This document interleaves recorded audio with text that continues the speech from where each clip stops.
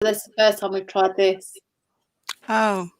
Okay, so hi everyone. Thank you for joining us. I think you're joined by Zennie. Oh, we're just explaining to Zennie that we're trying to stream this on YouTube as well. So we do like trying our new bit of technology here. So I'm just checking to make sure we are on Facebook and we have gone live. So that's good.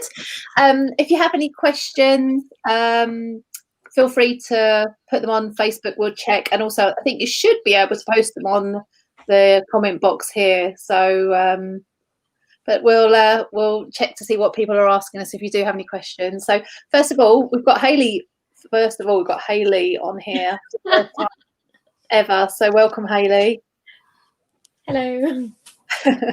And then we have our guest Zennie Sjolund. So hopefully some of you will have already met Zennie a few times on our streaming, on our podcasts.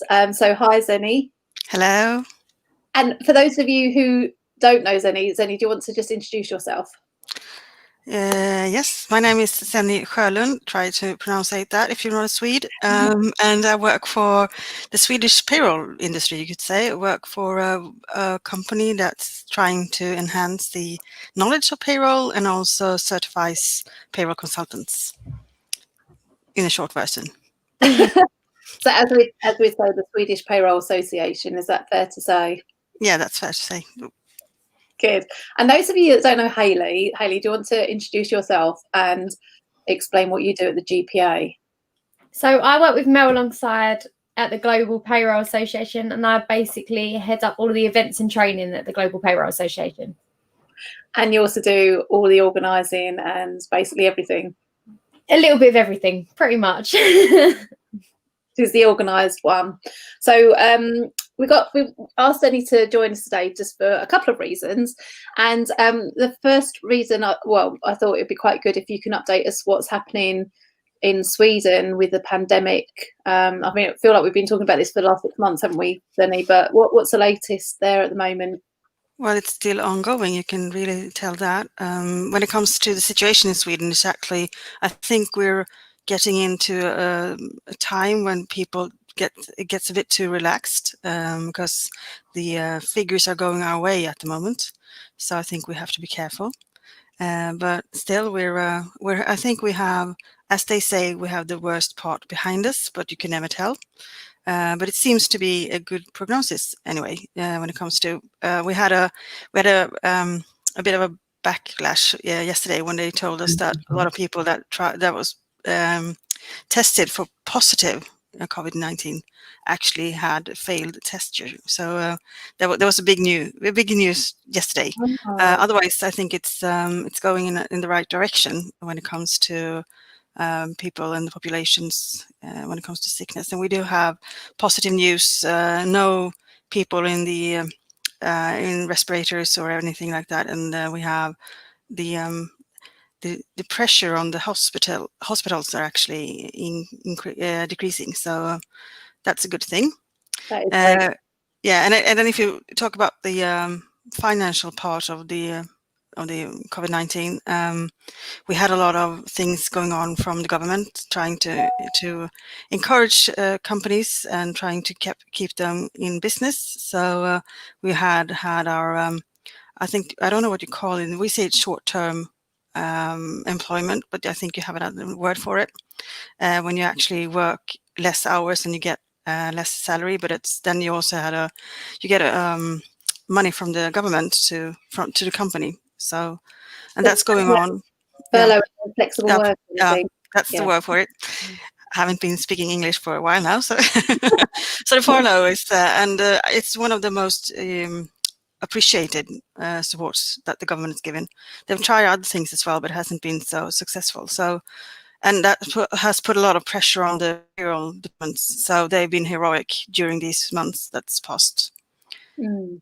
And is there a situation, I think we've got it in the UK, where people are worried about, obviously the furlough schemes are changing and coming to an end at some point, and I think people are worried about trying to get people back into work. Is there that sort of situation in Sweden, or is it not? Yes, if you look at the prognosis, you have we're heading towards an 11% unemployment, and that's in all sectors, and that's really a big issue. Trying to keep those figures down.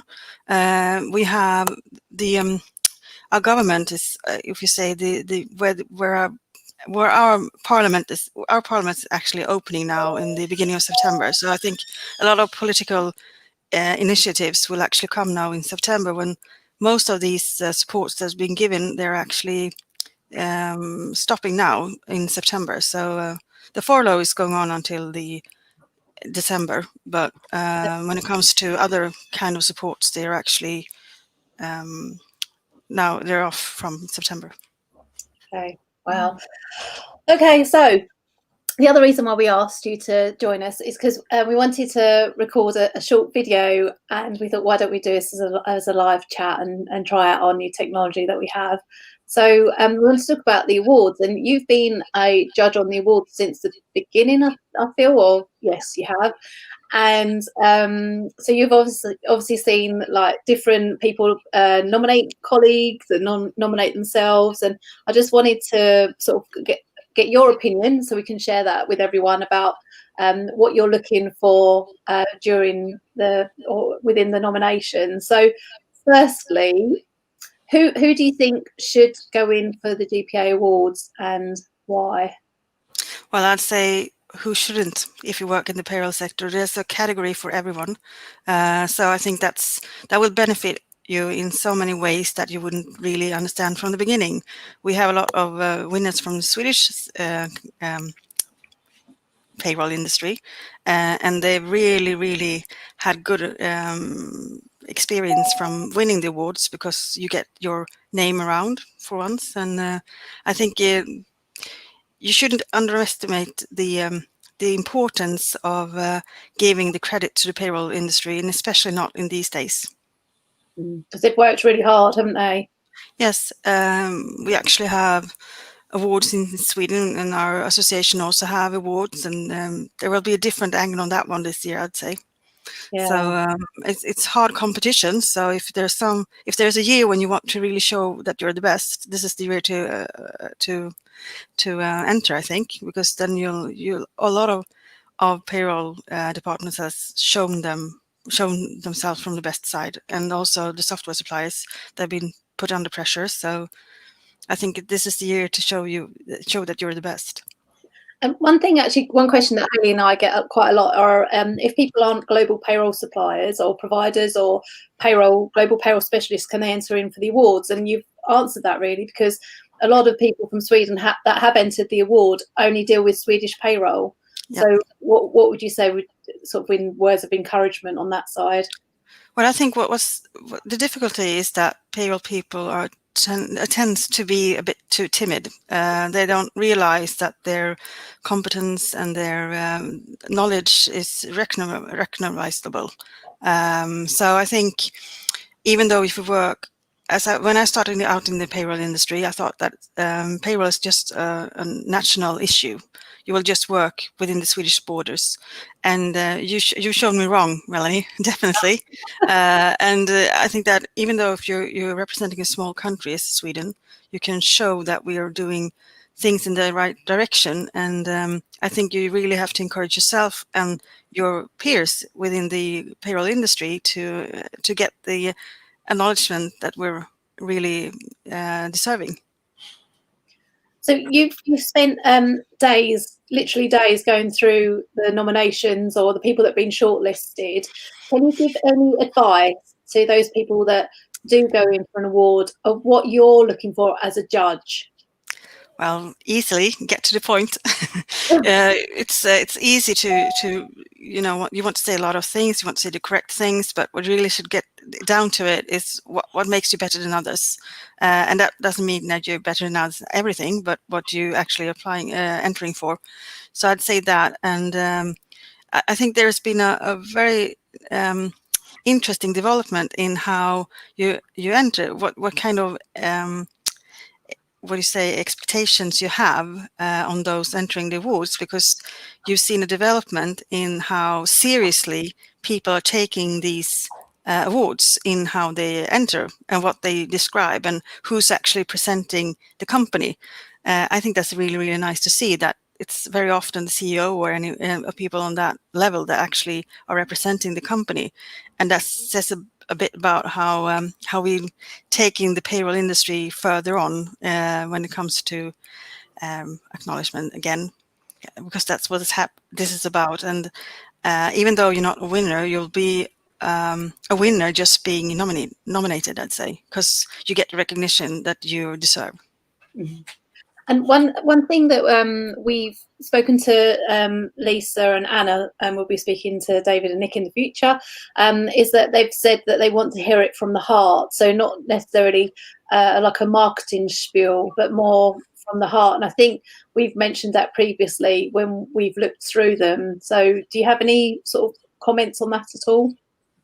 Well, you can tell when somebody's passionate about what they're doing. And as I said, I'd say, I wouldn't say get to the heart, it's a get to the point, because I think you really have to, in a short in a short way, show your best efforts. And that's hard to do. But I think you, as you say, you don't want the total history of your organization and what you've done. You want to know why should you deserve this very, very appreciated award. And is there any no-nos at all? Is there anything that you've seen and thought, no, don't do that in the future? I think that's what I said just when it comes to, it's not a marketing thing. It's not like you should put on the company and tell how good all the figures are. I mean, that's interesting in some categories, but the thing is that you really have to be short in what you're doing. And sometimes when you have had live presentations, for example, when you get so far that you get nominated, we have a lot of time to talk to those who are nominated as well. And you have to get to the point earlier, I think, because you don't want to read a lot of papers and then in the end you get the really interesting part. Yeah. Okay. That's what I should be doing, getting to the point. Hey, Zennie. You always do, don't you? And you always get the point as well. So we're looking at running the awards on the 26th of November. We are going to do it. So we are going to run the awards. We're looking to maybe potentially run it as a hybrid event, which will be exciting, but we'll know more. Obviously, we haven't got a crystal ball, so we don't know what's going to happen in November, but we've already been making our plans for it. And I think it will still be exciting. And, obviously there will be a lot of people that won't be able to attend, but you'll still get the recognition, you'll still be able to win an award, and we'll still make it a special night for the payroll industry. Because I think more than anything now, we need to have a special night, don't we, or a special recognition, because I think everyone has worked so hard, haven't they?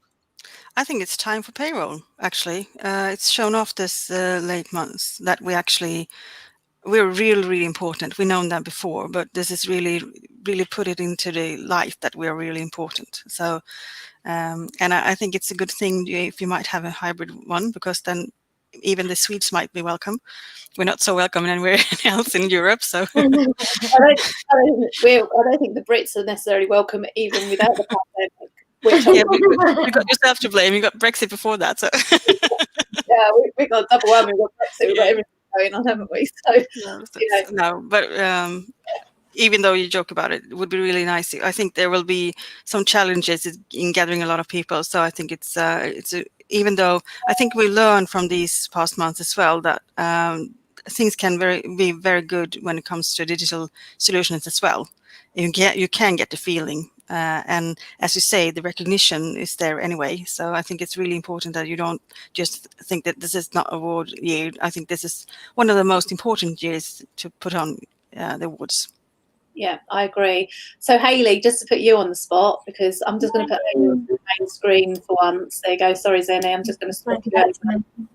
So Hayleigh, so obviously people are downloading the forms to put their nominations in. Is there anything that you need people to do, or any bit of advice at all that you would give them? I think the most important thing to say is you can enter more than one category. The amount of emails we've had this year asking how many categories you can enter, there isn't a maximum amount of nominations that you can make, but we would say choose the ones that you want to enter precisely and put the effort into a good few rather than all of the categories, but you can enter more than one. Yeah, we I think last year we had some that entered like 10, which we don't obviously want. So yeah, good point there, Hayleigh. And so it looks like we potentially might be extending the deadline, but we'll come back to you, everyone, in sort of September. Is that giving away too much already? I have big hopes on one category, and that's actually the innovation one. I think that would be not something that you should really show what you've done to improve the payroll process and other things. I think there are a lot of good solutions within the global payroll world. Well, So, definitely. And I think, there's one comment that one figure I keep banding about was that there's like over 400 legislation changes around the world within a few months. I mean, that's like mental. Like that's, and everyone had their business BCU cases for like one day, never thought that it would be 6 months or 7 months, or it's just been a strange time, hasn't it? really, really. I can't say anything else. And in Sweden, we have a slow process when it comes to legislation. So this has really put a lot of pressure on a lot of people. It usually takes a lot of time to change legislation in Sweden. But now we had like from one day to another, you had to change and have new kind of direction. So, and a lot of the legislation is not complete. So you have to do your own, you have to take it from, you have to see what can you do out of this, and you don't have the correct answers from the beginning, and that's a challenge. Right, well, as you like, it's short and sweet, like the award entries. I think we've come to an end, haven't we? So thank you so much, Zennie, for spending a few minutes with us just to explain what you're looking for and just giving us an update on what's happening on Sweden. It would be so nice if we can go to Sweden soon, or come over to the UK. I miss my yearly trip to see everyone. I'll send you some pictures when it starts snowing. Oh yeah, I'll send you some. Hopefully not too soon. Yesterday with the trees falling down, so that's what we're having, which is lovely. Anyway, okay. Well, if anybody has any questions, you can contact Hayleigh. I think would be the best person. So contact Hayleigh. But if anybody wants to contact you, can they contact you via LinkedIn, Zennie? More than welcome. I think the more the merrier. Okay, fab.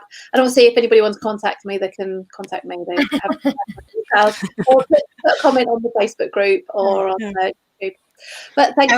And we'll stay in contact. We will.